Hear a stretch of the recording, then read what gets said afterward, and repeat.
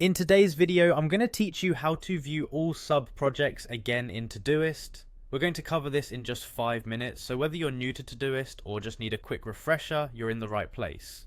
First, let's get started by opening your preferred web browser. In the address bar, you'll want to type app-todoist.com/login. This will take you to the Todoist login page.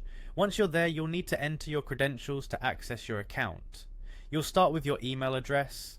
Take a moment to type it in correctly to avoid any login issues. Next, enter your password. As a tip, ensure that your caps lock isn't on unless it needs to be, as Todoist is case sensitive when it comes to your password.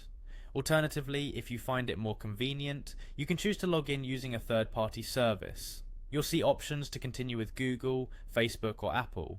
Selecting one of these can make the process quicker if your Todoist is linked to any of these accounts. Simply click the appropriate button and follow the on-screen prompts. Now that we're logged in and ready to go, let's dive into viewing your sub-projects. Head over to your project list. This is a comprehensive area where you manage all your tasks and projects. You'll need to locate the parent project of the sub-projects you wish to view. This is the main project under which your sub-projects are organized. Once you find it, click on the parent project to expand the view.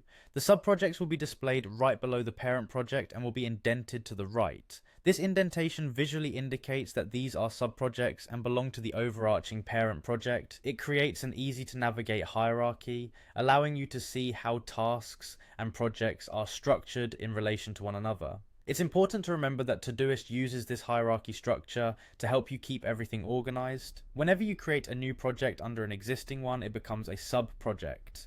This feature is incredibly useful for managing larger tasks broken down into smaller ones, or organizing projects by category. And there you have it, a quick guide on how to view all sub-projects in Todoist.